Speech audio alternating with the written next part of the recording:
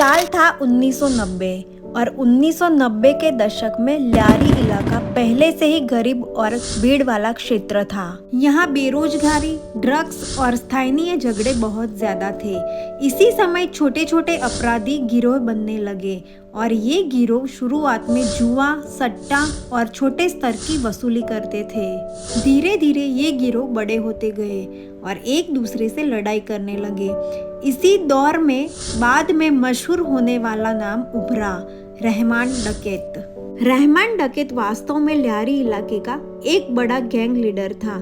यह इलाका कराची, पाकिस्तान में स्थित है और यहाँ कई सालों तक गैंग वॉर होती रही।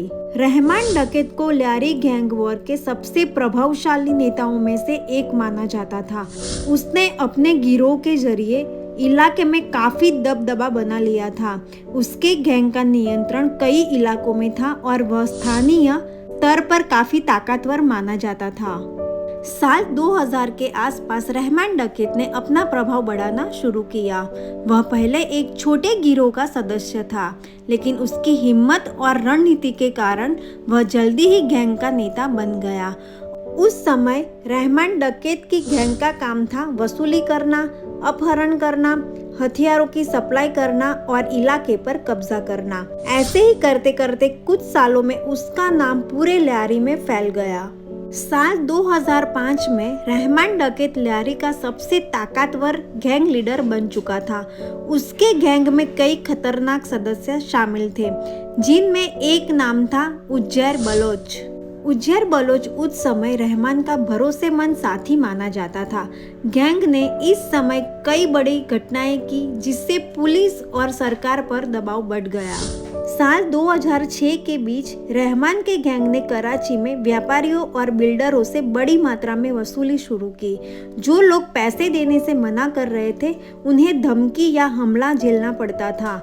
साल 2007 में पुलिस ने पहली बार बड़े स्तर पर ऑपरेशन किया। इस दौरान कई गैंग सदस्य गिरफ्तार हुए और कुछ मुठभेड़ों में मारे भी गए। साल 2008 में एक विवाद अचानक बड़े संघर्ष में बदल गया। रहमान डकैत और विरुद्ध गैंग के बीच भारी गोलीबारी शुरू हो गई। कई घंटों तक गोलीबारी चलती रही। ऑटोमेटिक हथियारों का इस्तेमाल हुआ। कई लोग घायल हो गए और पूरे इलाके में डर का माहौल बन गया। स्थानीय लोगों ने अपने घरों के दरवाजे बंद कर लिए और कई दुकानें भी बंद हो गई। उसके बाद हालात बहुत खराब हो गए। तब पुलिस और सुरक्षा बलों को इलाके में भेजा गया। उन्होंने कई संदिग्ध लोगों को गिरफ्तार किया और हालात को नियंत्रित करने की कोशिश की। इस घटना के बाद पुलिस ने गैंगों पर निगरानी बढ़ा दी। सरकार पर दबाव बढ़ा कि ल्यारी में बड़ा ऑपरेशन किया जाए। अब बारी पुलिस की थी। दिन था 9 अगस्त 2009। तब पुलिस को सूचना मिली कि रहमान डकैत अपने कुछ साथियों के साथ शहर के इस इलाके में मौजूद है। इसके बाद पुलिस ने एक ऑपरेशन की योजना बनाई। इस ऑपरेशन का नेतृत्व उस समय के प्रसिद्ध पुलिस अधिकारी चौधरी असलम खान ने किया था। वे कराची में अपराधियों और आतंकियों के खिलाफ सख्त कार्रवाई के लिए जाने जाते थे। पुलिस के अनुसार मुठभेड़ में रहमान डकैत और उसके साथी मारे गए, लेकिन कई लोगों ने आरोप लगाया कि यह फर्जी एनकाउंटर था। यहाँ तक की कहानी आपने धुरंधर 1 मूवी में देखी है, पर रहमान डकैत के मरने के बाद ल्यारी में क्या हुआ वो बताते हैं। अब साल था 2010। रहमान डकैत की मौत के बाद गैंग खत्म नहीं हुआ था। रहमान डकैत के मौत के बाद उसके गैंग की कमान उज्जैर बलोच के हाथ में आ गई। उज्जैर ने जल्दी ही गैंग को मजबूत कर लिया और ल्यारी के कई इलाकों पर अपना नियंत्रण बना लिया। उसी समय दूसरी तरफ एक नया गैंग उभरा, जिसका नेतृत्व बाबा लाडला कर रहा था। इन दोनों गैंगों के बीच लड़ाई होती रहती थी और इसके मुख्य कारण थे ल्यारी के इलाकों पर कब्जा करना, वसूली का पैसा, ड्रग्स और हथियारों का नेटवर्क, पुराने गैंग सदस्यों के बीच दुश्मनी करना। धीरे धीरे यह विवाद बड़ी गैंग वॉर में बदल गया। साल 2010 से 2013 के बीच ल्यारी में कई बार भारी गोलीबारी हुई। कई घरों को और दुकानों को नुकसान हुआ। सैकड़ों लोग अपना घर छोड़कर चले गए। आम लोग भी इस हिंसा से प्रभावित हुए। साल 2013 में सरकार ने कराची में बड़ा सुरक्षा अभियान शुरू किया।